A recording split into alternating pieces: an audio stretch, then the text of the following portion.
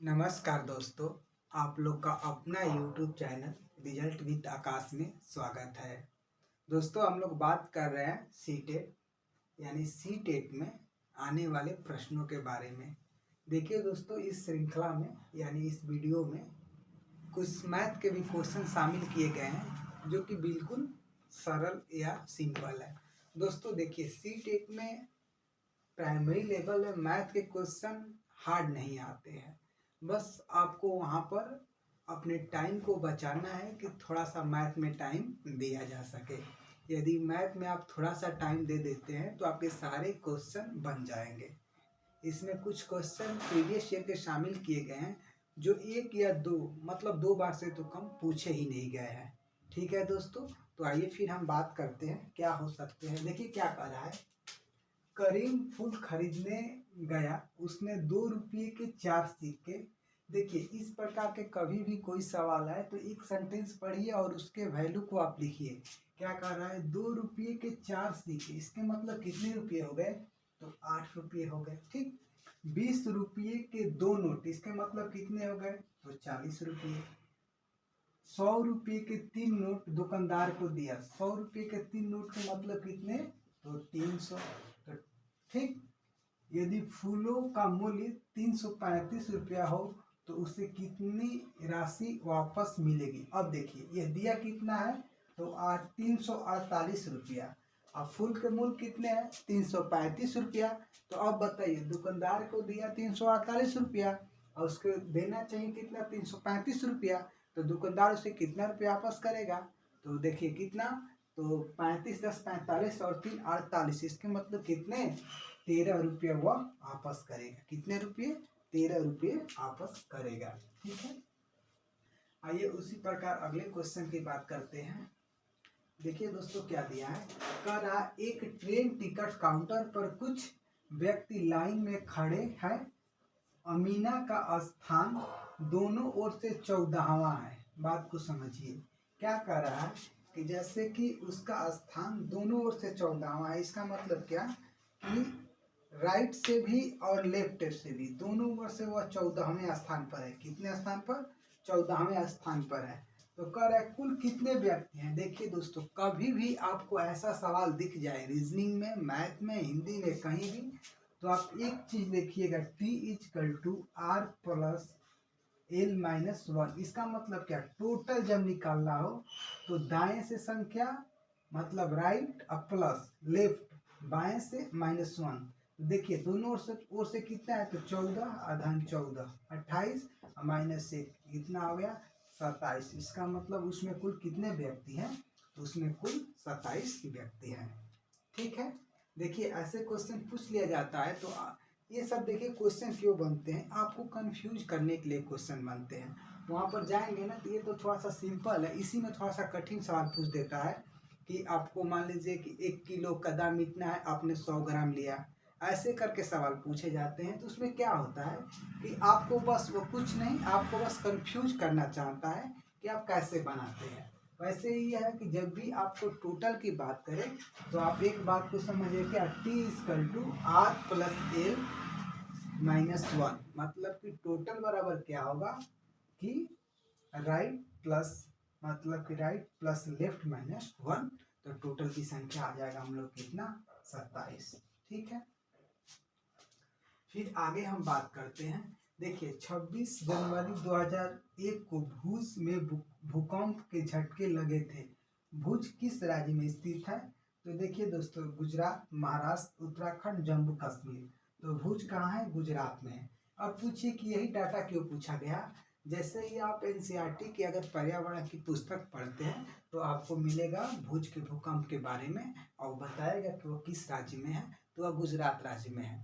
आप लोगों को एक PDF मिला होगा EVS का, उसमें बहुत सारी चीज़ें आप लोगों को मिल जाएगा। यदि आप लोगों को नहीं मिला है तो आप टेलीग्राम से जुड़िए, आपको सारे PDF मिल जाएगा। ठीक है, वैसे ही देखिए चिराओ कहाँ का लोक नृत्य है, ये भी आपको NCERT में मिल जाएगा कि चिराओ नृत्य जो है वो कहाँ पर होता है, तो वो मिजोरम में होता है। ठीक है दोस्तों, यदि आप NCERT कक्षा 3 से 5 तक पढ़ते हैं तो आपका पर्यावरण की पुस्तक अगर पढ़ते हैं तो पर्यावरण के बहुत सारे क्वेश्चन क्लियर होंगे।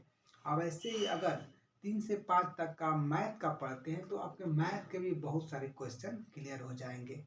क्लियर होने का मतलब ये है कि आपको पता चल जाएगा कि जो हमारे सीट के एग्जाम में क्वेश्चन पूछे जाते हैं वो कहाँ से आते हैं। अगर हाँ दोस्तों, आपको किसी भी चैप्टर के बारे में बस आपको इतना पता चल जाए कि ये क्वेश्चन पूछा गया है, ये कहाँ से पूछा गया है, तो आप समझिएगा कि उस चैप्टर के प्रति आपका कंसेप्ट क्लियर है। तो आप ईवीएस के लिए 3 से 5 तक का पर्यावरण का बुक अगर पढ़ सकते हैं तो सबसे बेस्ट है। ना किसी मैराथन की ज़रूरत है, ना कोई शॉर्ट वीडियो की। क्योंकि दोस्तों देखिए, कहीं पर 1-2 लाइन छोड़ दिया जाएगा और वही आपके पेपर में आ जाएगा। आप बुक से बाहर वो नहीं जाएगा, तो आप बुक को पढ़िए, सबसे बेस्ट है। ठीक है, आइए फिर हम बात करते हैं। देखिए क्या करें, प्राथमिक स्तर पर पर्यावरण अध्ययन की प्रकृति है। अब पूछ रहे हैं कि जो प्राथमिक स्तर पर मतलब प्राइमरी लेवल पर पर्यावरण पढ़ाया जाता है उसकी प्रकृति क्या है। अनुपूरक है, एकल विषय है, एकीकृत है, पाठ्य पुस्तक आधारित है। तो आप याद रखिएगा कि प्राथमिक स्तर पर पर्यावरण की प्रकृति क्या होती है, एकीकृत होती है, यानी इंटीग्रेटेड होती है। क्या होती है, इंटीग्रेटेड होती है। ठीक है, तो एकीकृत होती है किस पर, मतलब कि प्राइमरी लेवल पर। ठीक है, फिर आइए हम आगे बात करते हैं। कह रहे हैं भाषा विकास के संदर्भ में संवेदनशील अवस्था कौन सी है। अब देखिए किस चीज की बात कर रहा है, तो बात कर रहे हैं किसका, भाषा विकास का। इसके लिए सबसे संवेदनशील अवस्था जो होती है, संवेदनशील अवस्था, वो हम लोग की कौन सी होती है, तो हम लोग की प्रारंभिक अवस्था होती है। मतलब कि इसमें भाषा का विकास सबसे अच्छे से होता है। किसमें, तो हम लोग को प्रारंभिक अवस्था में। ठीक है, आइए फिर हम आगे बात करते हैं। सविपस्त विकास के क्षेत्र का संप्रत्यय किसने प्रतिपादित किया है। अब का है रॉबर्ट एम गेने, जेरोम ब्रूनर, डेविड ऑस्वेल, वाइगोत्स्की। तो आप लोग जानते हैं क्या कि सविपस्त विकास का क्षेत्र, अब यह किसे कहते हैं, तो देखिए कोई लड़का कार्य कर रहा है जहाँ पर वह उलझ जाए, जहाँ पर वह अटक जाए और किसी के सहयोग से, यानी स्कैफोल्डिंग, जिसके सहयोग से वह कार्य को पूरा करता है, तो बीच के क्षेत्र को क्या बोलते हैं, बीच के क्षेत्र को बोलते हैं समीपस्थ विकास का क्षेत्र। तो आप जैसे ही आप लोगों के सामने वाइगोत्स्की साहब का नाम आए तो आपके मन में कम से कम 3-4 बातें चलना चाहिए। एक तो क्या चलना चाहिए कि ये रूस के मनोवैज्ञानिक है। दूसरी बात आपके अंदर यह चलना चाहिए क्या, कि इन्होंने सामाजिक संस्कृति का सिद्धांत दिया, सामाजिक संज्ञानात्मक का सिद्धांत दिया और सामाजिक अंतःक्रिया का सिद्धांत दिया। ये सब अगर आपके अंदर बातें चलती है, फिर समीपस्थ विकास का क्षेत्र किसका है, तो वाइगोत्स्की का है। फिर अगर बात करें कि जैसे कि इसका फोल्डिंग सब किसने दिया, तो वाइगोत्स्की ने दिया। पहाड़, ढांचा या मचान सब किसका है, तो वाइगोत्स्की का है। अगर इतनी बातें आप लोग को क्लियर है तो आप समझ जाइएगा कि यहाँ से आपके 3-4 नंबर का काम आराम से बन जाएगा। तो हम लोग ऑप्शन नंबर क्या, हम लोग ऑप्शन नंबर डी इसका क्या हो जाएगा, हम लोग ऑप्शन नंबर डी इसका उत्तर हो जाएगा। ठीक है, देखिए फिर आगे क्या कह रहा है, एक सामाजिक संरचनात्मक कक्षा में कौन सी आकलन विधि अधिक उपयुक्त रहेगी। अब देखिए क्या पूछा है, किसमें, सामाजिक संरचनात्मक। इसका मतलब क्या है कि जो उसका स्ट्रक्चर है वो कैसा है, तो समाज से जुड़ा हुआ है। अब समाज में आप देखिएगा आराम से, कभी किसी की शादी वादी पड़ती है तो क्या होता है, वहाँ पर देखेंगे कि सब आस पास के लोग उसके हेल्प के लिए आ जाते हैं। तो यह क्या है, एक दूसरे के सहयोग से कार्य होते हैं। समाज में बहुत चीज़ें ऐसे दिखी जाती है, मतलब हम लोग देखते हैं कि वो सहयोग से पूरा किया जाता है। इसका मतलब कि समाज से कोई भी अगर सामाजिक संरचनात्मक कक्षा में कौन सी आकलन विधि का अधिक उपयुक्त रहेगी, तो क्या, सहयोगी प्रयोजित कार्य, यानी सहयोग से जो कार्य किया जाएगा वो सबसे क्या रहेगा, उपयुक्त रहेगा। ना कि मानक परीक्षण, ना ही कि एक शब्दोत्तर वाले वस्तु परक प्रश्न, मात्र स्मरण पर आधारित प्रश्न, ये सब कोई उसका मायने नहीं रहेगा। उसमें सहयोगी प्रयोजित कार्य का ही मायने रहेगा। कह रहा एक प्राथमिक कक्षा में शिक्षक को छात्रों को प्रश्न पूछने, कह रहा है कि जैसे मान लीजिए आप लोग एक भावी टीचर है आप क्या करेंगे? अगर आपको टीचर बना दिया जाए तो आप स्टूडेंट प्रश्न पूछेगा तो उसके साथ क्या करेंगे? क्या कर रहा है? पर सजा देनी चाहिए। अगर प्रश्न वो पूछता है तो क्या आप सजा देंगे? बिल्कुल नहीं। के लिए प्रोत्साहित करना चाहिए, ये ऑप्शन ठीक है। फिर कह रहा है के लिए हतोत्साहित करना चाहिए। आप कभी उसे माना मत करिए और उसे मतलब अंदर निगेटिविटी मत लाइए कि कभी भी अनुमति नहीं देना चाहिए, ऐसा आप कभी मत करिए। उसे क्या करिए? उसे प्रोत्साहित करिए। देखिए दोस्तों, अधिकतर चीज़ें ऐसी होती है कि वह बालक चीज़ों को बोलता है या आपसे वह मतलब विचार विमर्श करता है या किसी चीज़ पर आपसे वह डिबेट करता है। डिबेट मत बोलिए, मतलब कि अपनी बात रखता है आपके सामने, तो उसे आप स्पष्ट रखने दीजिए। यदि आप उसे बात रखने की अनुमति देते हैं तो उसके अंदर बहुत सी चीज़ों का विकास होगा। एक तो देखिए दोस्तों, भाषा का विकास हो जाएगा।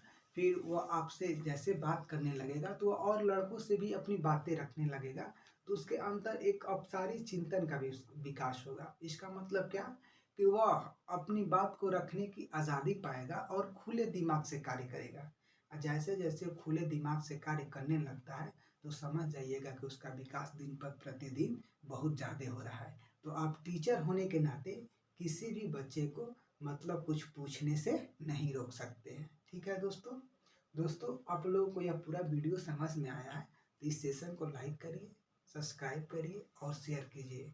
हम लोग मिलेंगे और एक बेहतर क्लास के साथ। देखिए दोस्तों, एक बात और आप लोगों को बता दें हम कि इसमें मैथ हो या ईवीएस हो, जितने भी क्वेश्चन आएंगे वो नॉर्मल ही आएंगे, क्योंकि आप 1 से 5 तक के बच्चों को पढ़ाने जा रहे हैं, न कि बीए बीएससी या किसी और क्लास को। मैथ के भी क्वेश्चन ज़्यादा हार्ड नहीं आएंगे, लेकिन बस एक चीज़, आप टाइम मैनेजमेंट सही कर लेते हैं और उसके बाद वहाँ पर क्वेश्चन की बस भाषा को समझ जाते हैं कि यह क्या कहना चाह रहा है, तो आपका नंबर वहाँ से निकल जाएगा और आपका रिजल्ट भी कोई नहीं रोकेगा दोस्तों। मिलेंगे दोस्तों हम लोग एक और बेहतर क्लास के साथ, तब तक के लिए जय हिंद।